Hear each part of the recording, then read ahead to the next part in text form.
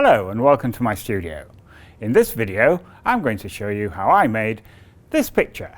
With this sort of picture, how the whole set is put together can be as important as good lighting technique.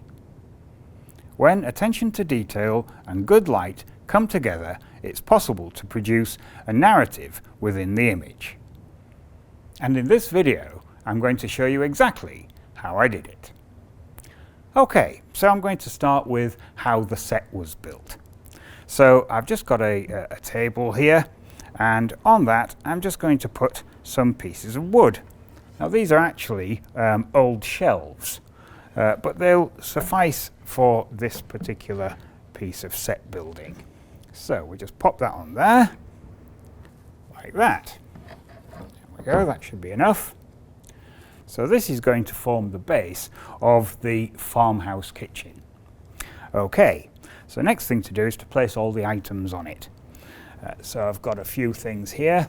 An old wooden breadboard, like that. And a copper kettle, like this. There we are.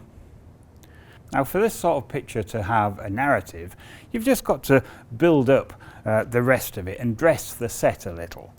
So to do that, I've got some old pots here, like that, and I've got an old pair of scales, like this. There we are. Maybe another pot at this side, and so on. And you just need to make sure that the whole thing's balanced. So we probably need a bit down this side as well. So I've got some old bread tins and a wooden spoon. Never goes amiss. Okay, and that's our set built, but it still needs a little bit of dressing. It's far too clean as it is at the moment. So I'm going to just add down this side a little bit of hay, and then just to add the farmhouse touch, I'm just going to sprinkle a little bit of polenta on the table here. So that's our set now complete. So the next thing to do would be to think about how this is going to be captured. So I think for that what I'm going to do is use this tripod, so I can repeat the images. There we are. So that should be in about the right sort of place. Okay, so with that in position, next thing to do would be to just place the camera on the top. There we are. Now I'm using this Phase 1 digital aerial imaging camera, which I've been loaned, and this has a medium format digital back on it. So I'm using an 80mm lens in this configuration, which is about the same as using a 50mm lens on a full frame camera. And the camera is controlled from Capture One software, and in here I can see the settings that I have on the camera at the moment. So it has a sensitivity of 100 ISO, f2.8 on the aperture on the lens, and a shutter speed of 1/30th of a second. So with those settings, I'll just grab an image and see what we get. So you can see from this that at those settings we're actually getting enough contamination to give a reasonable image. But I would think that a shutter speed of 1/30th of a second is a little slow, so I'll use the flash sync speed for the focal plane shutter in the camera, which is 1/100th of a second. So with that change made, I'll grab another image. So you can see from this image that even with a shutter speed of 1/100th of a second, I'm still getting quite a lot of contamination. Now one of the things about a medium format camera, a true medium format camera, is that they have more than one shutter. There's a focal plane shutter in the back here, which resembles the focal plane shutter that you'll find in a DSLR or a mirrorless camera, but they also have another shutter within the lens. This is a leaf shutter, and that has the ability to synchronize with flash up to very high speeds. So what I'm going to do is just change this over from using the focal plane shutter to using the leaf shutter. And with that change made, I can now take shutter speed up to, shall we say, 1/1000th of a second. There we go. Excellent. Okay, so I know that was an extreme case using it at f2.8. As the chances are, I won't be using 2.8 as the aperture when we actually take the proper picture. But it does show you just how careful you have to be about contamination. Okay, so with all that done, next thing to do will be to set a flash so that we can illuminate the scene. So for the main illumination, I'm just going to use this flash head.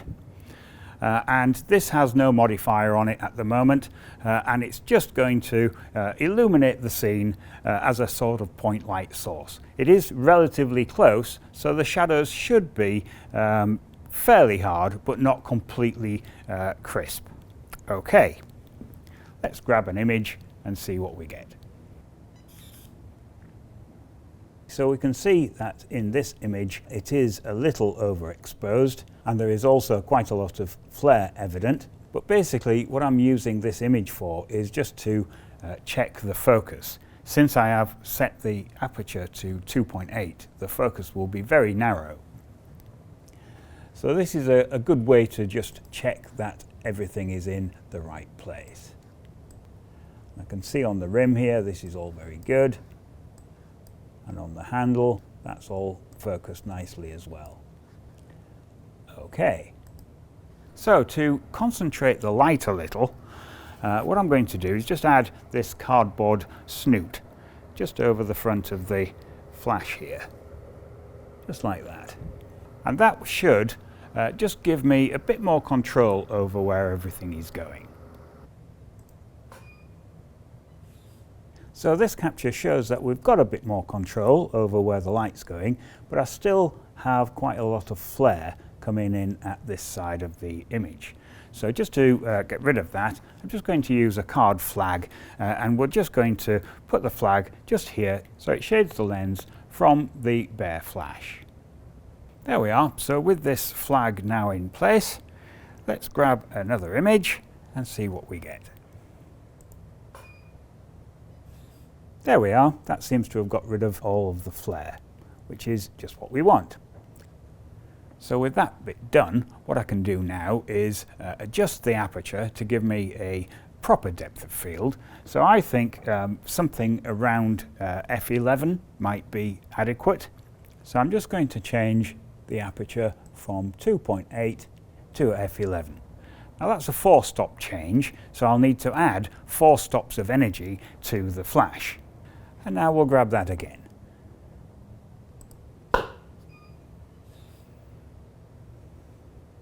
So that has sharpened up the image quite considerably. This is what we had before. You look at the cake tin in the background here, and this is what we've got now. So it's all considerably sharper, but it's also showing that this side of the set is a little blown out, so it's possibly a little harsh. So what I might do is just back off the energy a little. So I'll just take 1 stop out of the system and grab that again. There we are, that's better.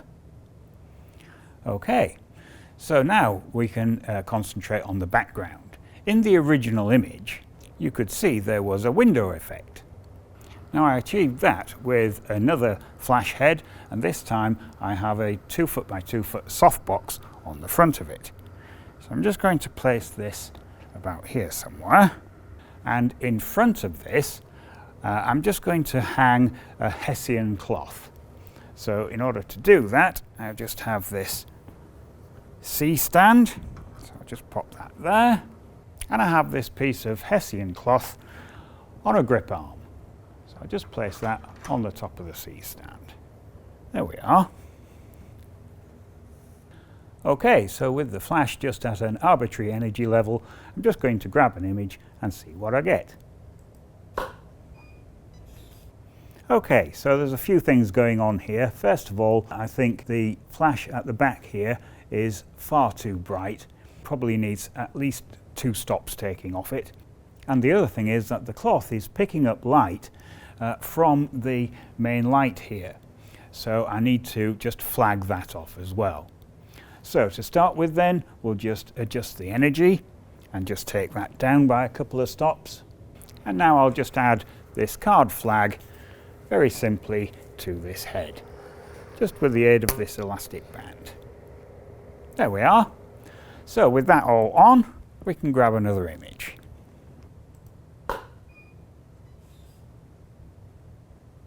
Yes, that's the sort of thing. So now I've got this effect of a window light in the background, and we've lost all the rest of the cloth. So we're almost there. This side of the image is still a little dark. So what I want to do is just put a card in there just to bounce some of the light back into the subject. So I have a piece of card which I've just attached to this piece of wood so it'll stand up on its own. I'm just going to place that on the edge of the set here. And that should just reflect a little bit of this light back into this side.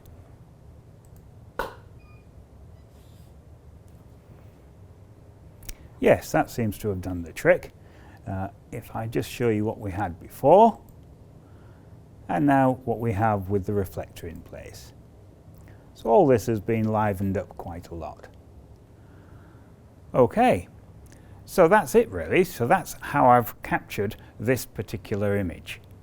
So all it remains is to go into Photoshop and do the bare minimum of post-production. So here we are in Photoshop, and the first thing that I want to do is just make a copy of the file. So what I'm going to do is just go onto the layer here and right-click the mouse, ask for a duplicate layer, but I'll ask for a new document. And I'm just going to call this Copper Kettle. There we go. So with that, what I can do now is just shut down the camera original, and this is the file that I'll be doing any editing on. Right, so the first thing to do is to have a good look around the image. So I'll just zoom in all the way to 100%. And now we can move around, we can see just how sharp it is and just how much detail there is in this image. Okay, so I think the next thing I'll do is apply a crop. So with the cropping tool, I'll just go to a specific ratio since I'm using this for video. And I think that's a reasonable crop as it is. It just needs moving up a bit in the frame, something like that. And I might just rotate it ever so slightly as well. There. Okay. And I think the image may well benefit from a little degradation. It's very clean as it is at the moment. So what I'm going to do is just duplicate this layer, like so. And on the duplicate here, I'm just going to add a little noise and also just blur the image slightly. So to blur it first, I'll just use a Gaussian blur, and I just want to do that a little bit. Something like that. And I'm just going to add a little noise. And again, I'm just going to take that down a little bit. There we are. Click on OK. And now I'm just going to add a layer mask to that layer, like so. And I'll invert that layer mask. And now wherever I paint in white on this layer mask, that will bring through that particular part of the image. So just making sure that white is selected as the foreground colour. Just grab a paintbrush, and I'm just going to add that just round the edges. So that just concentrates the image a little. And there we have it. So by carefully dressing the set, it's possible to add a narrative to the picture. And with a combination of subtle lighting, the whole effect seems to have worked quite well. Okay, well I hope you liked watching how I made that image, and if you like watching these sort of things, do click on the other images as they appear, and don't forget to subscribe. Oh, and hit the like button. Thank you very much for watching.